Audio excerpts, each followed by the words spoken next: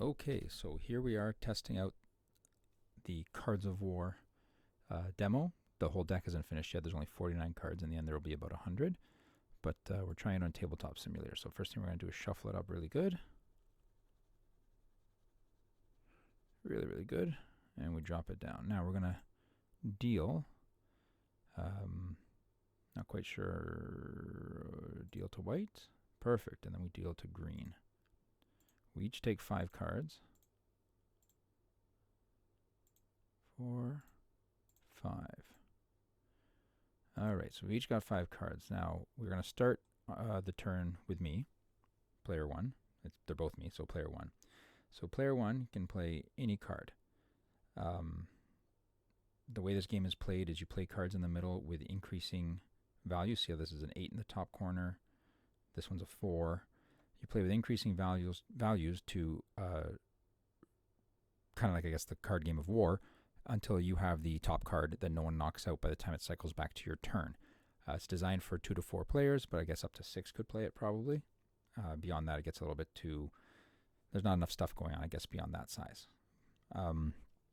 So we will play as a start, because we really can't do any of our other things here.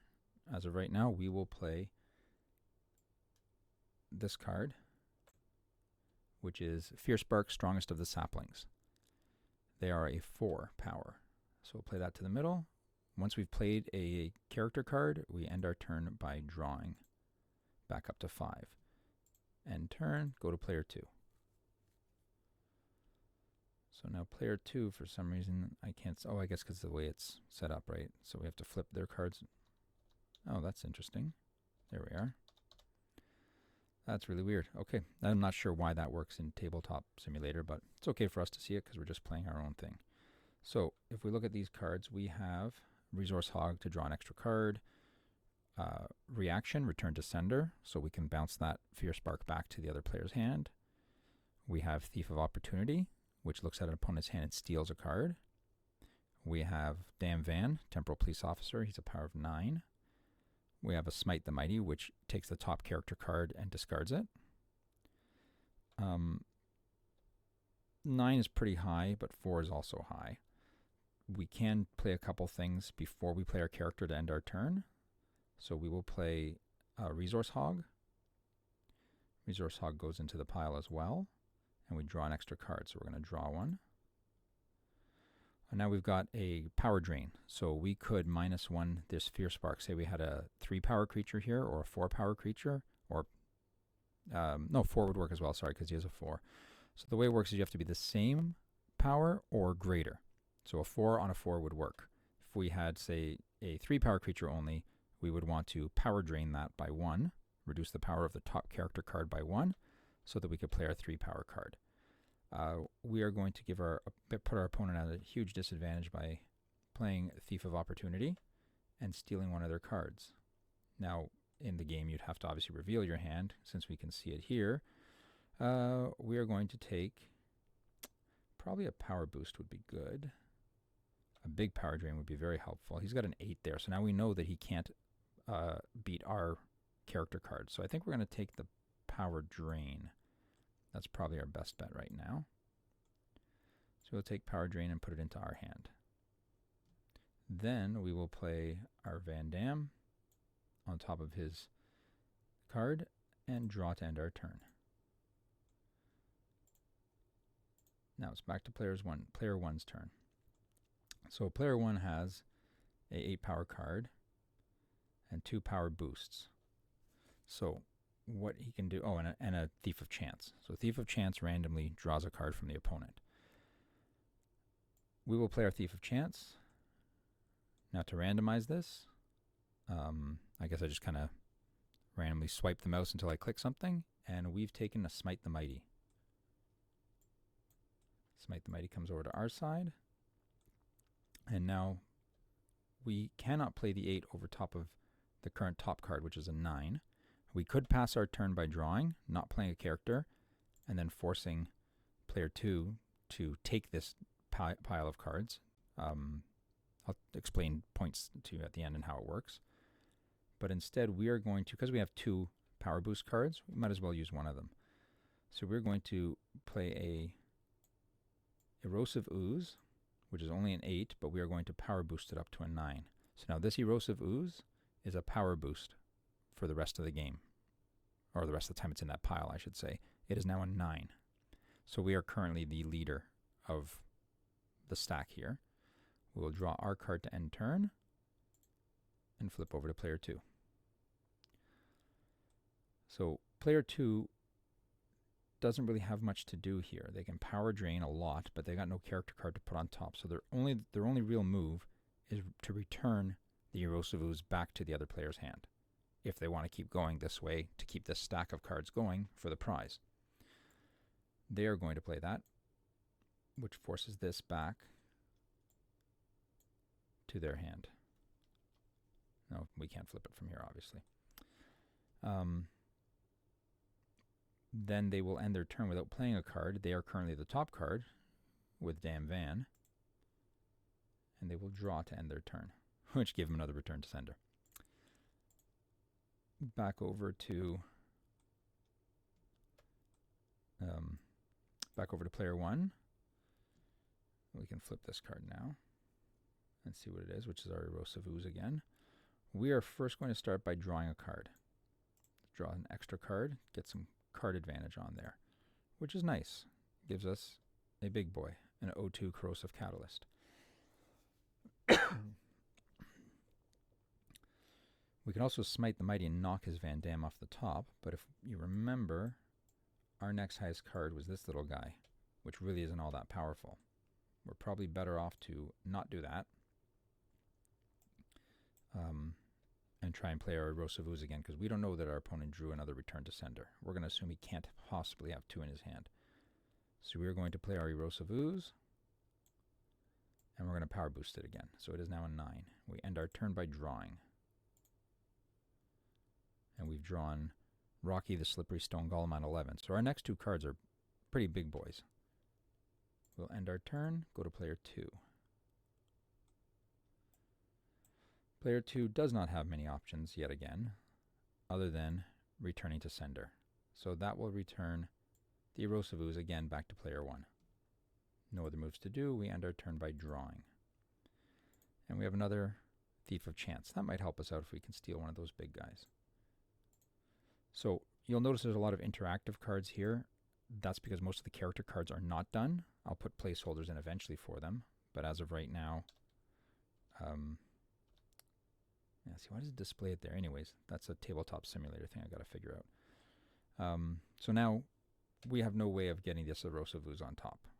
Best we can do is force this to the bottom of the deck, which then makes our sapling the top, right?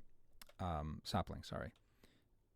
We could also play one of these big guys, but it might be good to hold on to those till later on. 11 and 12 are pretty big. The game caps out at 13. So I think we're going to play a Smite the Mighty, which forces this to the bottom of the stack and puts our sapling on top. We will draw to end our turn, and we drew a Thief of Chance. We'll go to player 2's turn. So player 2, again, kind of locked out of stuff, will play a Thief of Chance, hoping to grab a big character here, which he will, because that's just how it is.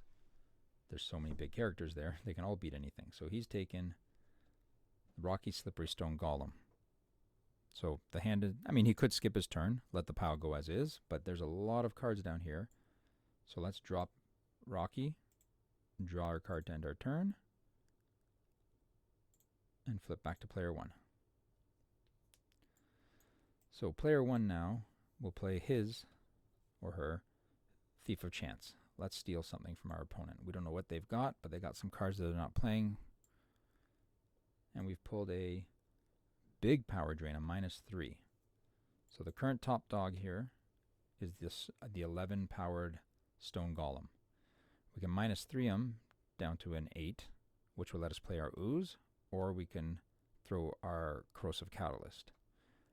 I think our best bet is to knock him down by 3 points and drop our Ooze on top, drawing a card to end our turn, which is a +3 power boost. Player 2 now. Player 2 is stuck. Player 2 has 2 power drains, a -1 and -2, and a powered 1 irate feline.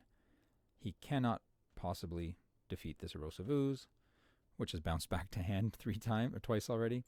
So all these cards here go to player 1. Player 1 has won the pot, so to speak, or I guess the prize stack in the middle.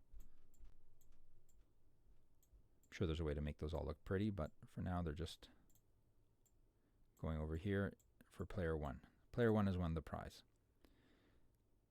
Sorry, this guy would have had to end his turn and go back to player 1. Player 1 would not play anything because they won the pool, so they win the prize.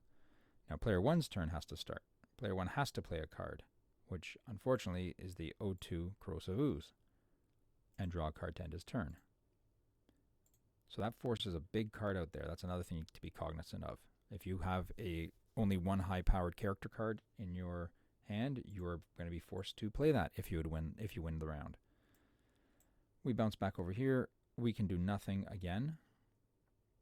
We're stuck out, so we draw a card to end our turn, which is a chemistry set. Go back to player 1. Player 1 cannot play or cannot do anything because they are the current top card. They win the pool and play a character, which is their common bear, to end their turn drawing a card, which is a Smite the Mighty. End turn. Back to player 1. Or sorry, back to player 2. Player 2 cannot beat that bear, so they will draw to end their turn, which is just another power drain. Again, there are, I would say, 60% more character cards to come out. These are not all of them, obviously, which would make this pool a lot more interactive with actual character cards being stacked on top of one another. Let's clean up this pile while we're here. So that's the winning pile there. So we drew a card to end our turn because we had no character cards to play. We go back to player 2. Now player 2 can actually do something. And player 2 is going to play their irate feline and draw a card, which is a return to sender to bounce back a character card. Go back to player 1. Player 1 could kill that, but it's a very weak creature. Chances are they'll get higher, so they will play instead the butterfly effect. Look at and arrange the top 5 cards of the draw pile. So we'll play that card. We'll take 1, 2, 3, 4, 5. Now I don't know how to do this in Tabletop Simulator, but they should remain hidden from your opponent and just you can view them. So here we've got a creature card. We're going to want to have that on top. So when we end our turn, we've got a big creature to go next. So that's going to be on top. Now the next card in line is going to go to our opponent. What do we want to give them? Probably don't want to give them much, so we're probably going to put the Power Drain as the second card down. Then we want to take our Smite the Mighty maybe to kill their top card.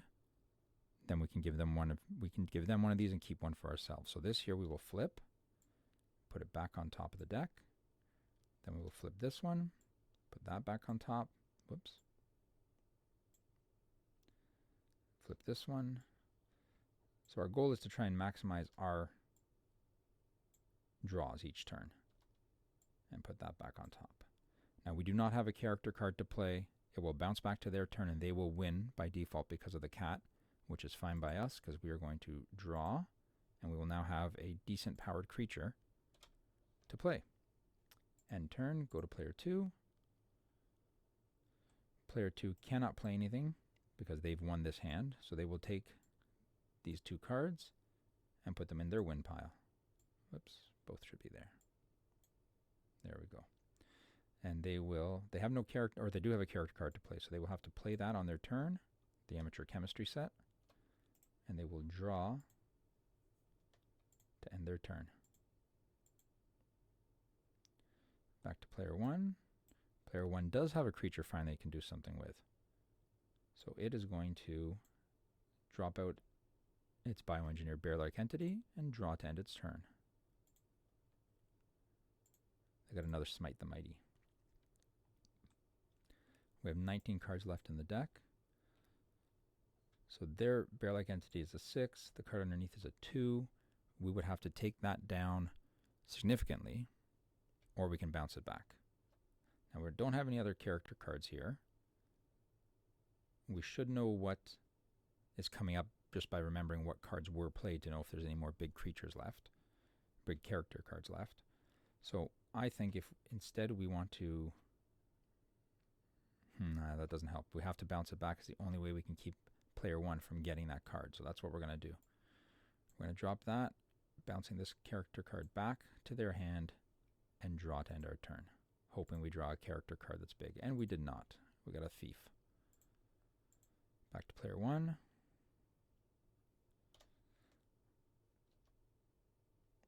So player 1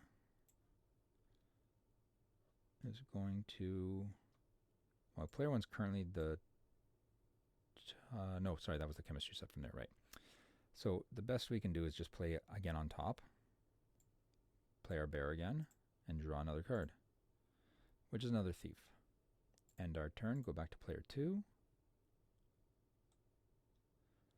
Player 2 is going to take their chances with the thief, see what we can grab from our opponent. We don't know our opponent doesn't have any characters. Wait, this is thief opportunity, right? Or we look at their hand and take one, sorry.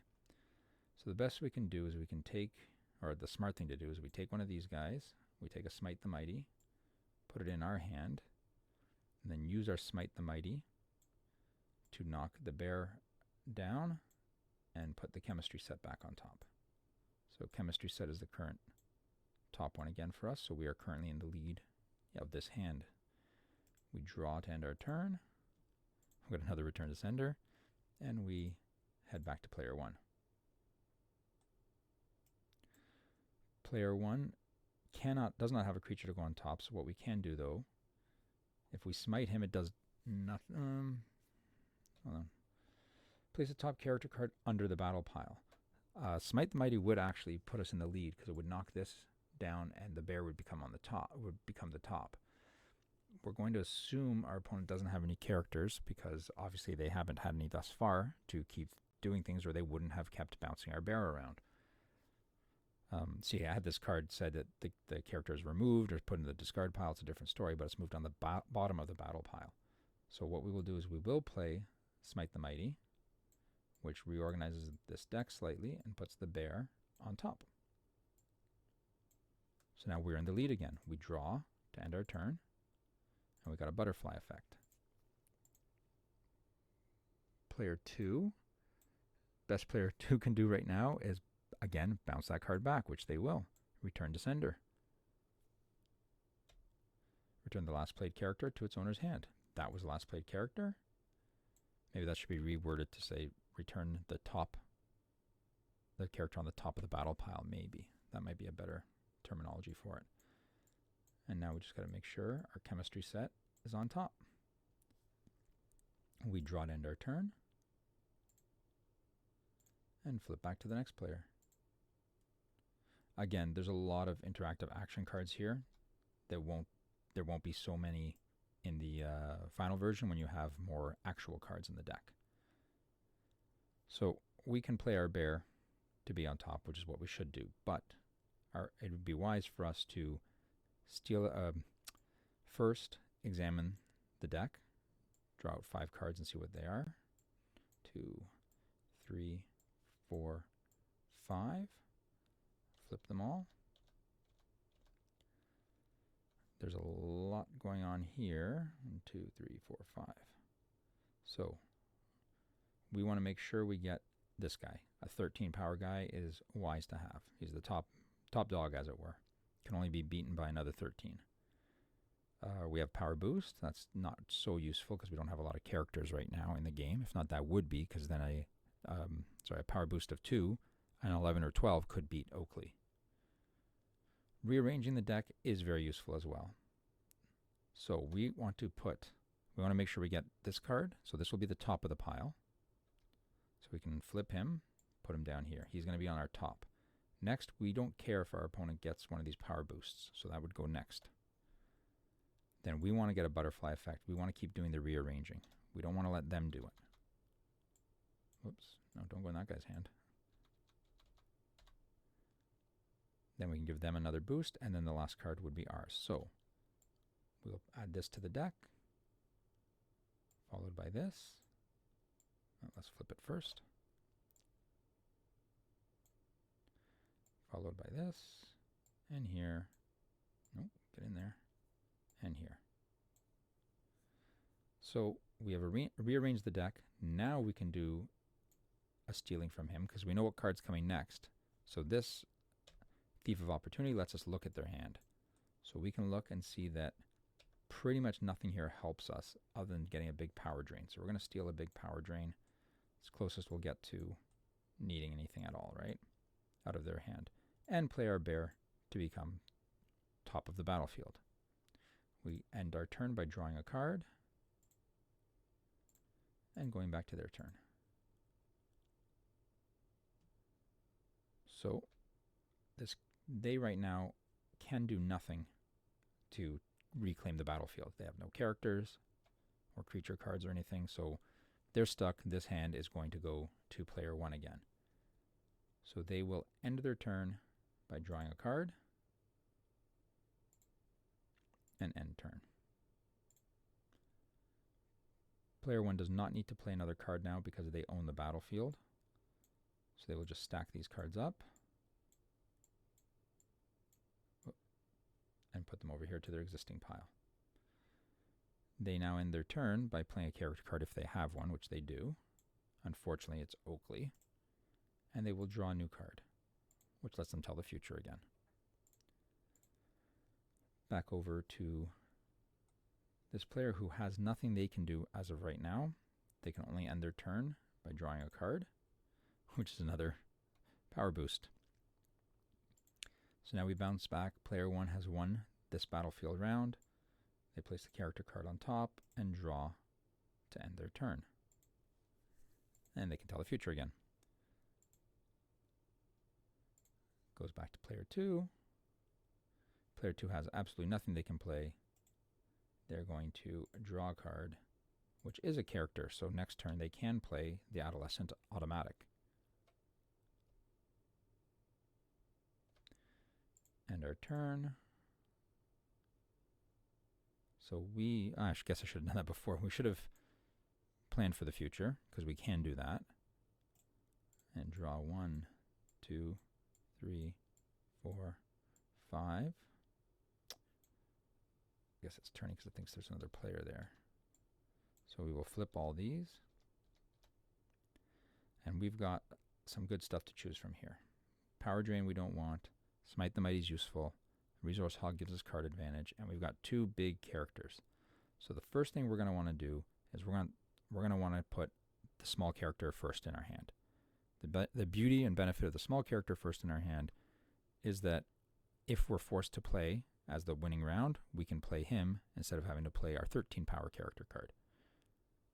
We would like some card advantage too, would be nice. However, it's great to be able to get rid of one of their characters. So what we definitely don't want is the power drain at this point. So it'd be nice for us to draw this first. We can give them the power drain. We actually should do, this first. Then we can do power drain. Then we can do 2 characters in a row because we will draw this turn. Our opponent will draw this on their turn. Then on our next turn, we will play Resource Hog to draw this card. And then we will draw this card at the end of our turn. And then we give Smite the Mighty to our opponent.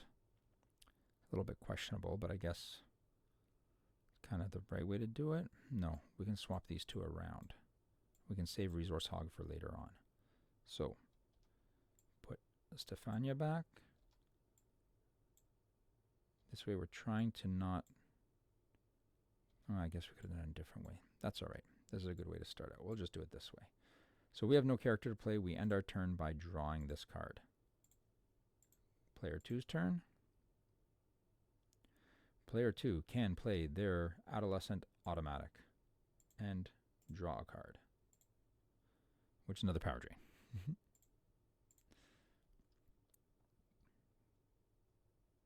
Comes back to player 1. Player 1 will take card advantage, I guess. Maybe I should have done that differently. That's right. We will take card advantage. We will draw a card, which beats the Adolescent automatic. I think that's the right move for now. Play that over the automatic. Draw to end our turn, which gives us the Smite the Mighty, so we can kill his top character should he beat ours out, now that we have a character on the battlefield. They can actually do nothing at this point. They have lost the battlefield's control and have no creatures to put there.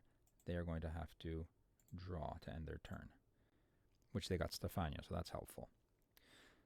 There was another mechanic I was working on that I wasn't sure if it would work or not, and I think I'm going to have to use it, where once you've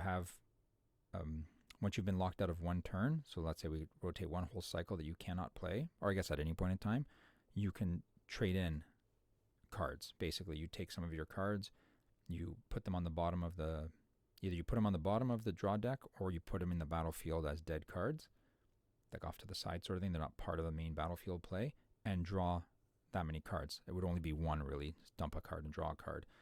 But haven't implemented that yet because I'm not sure if that's the right way to do it. I got to wait till there's a more full deck to play with.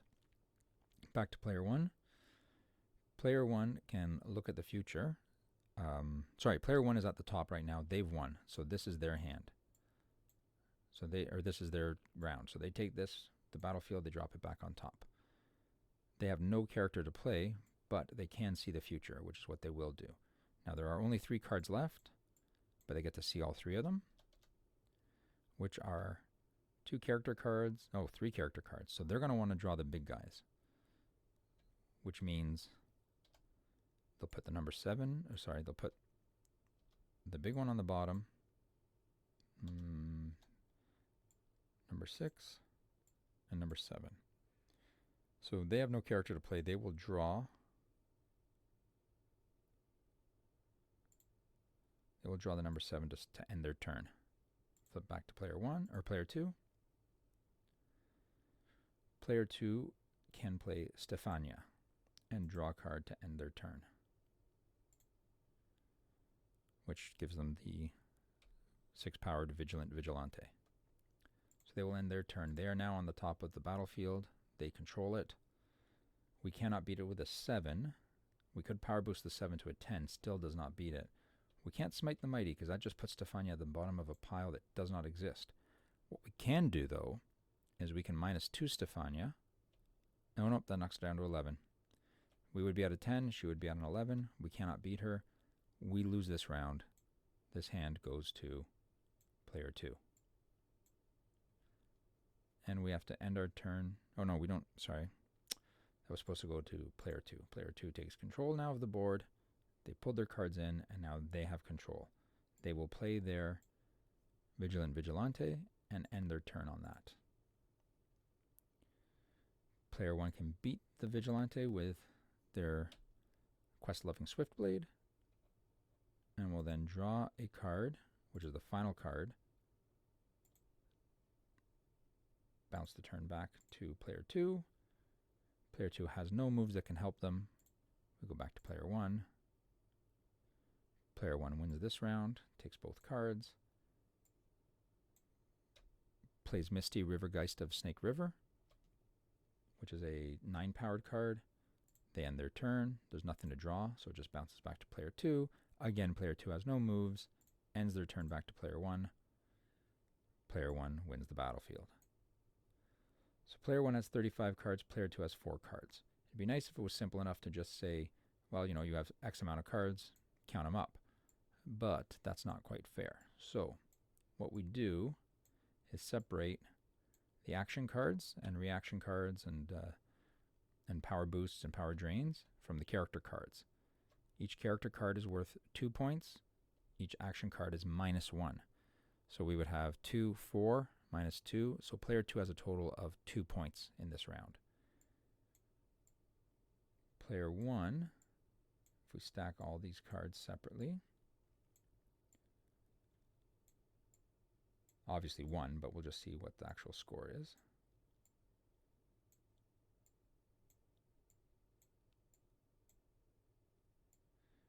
What's nice is you can just hover over and it gives me a total. I don't actually have to total it myself.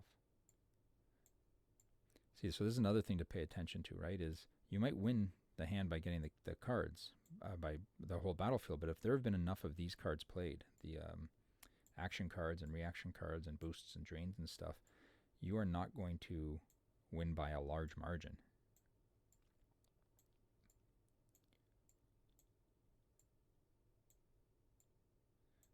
What was the other way around? It was a -2 for each of these and +1 for those. That actually, I think that's what it was. Sorry. Yes, it's the other way around maybe. So you have to decide when you do and don't want to win the prize in the middle. So we have 14 and 21. So yeah, so this would be, what was that, 28? 28 minus 21 gives us 7. So we're 7-2. So this round was a lot closer than it seemed, even though over here we had 35 of the cards and here we had 4 of the winning cards on the table. So that's pretty much more closely matched, let's say. And that gives you an idea. So that gives you an idea of how to play our card game, Cards of War. Once I get more characters in, I will do another demo showing you with obviously more characters how the game is played a little more accurately. Thanks for watching.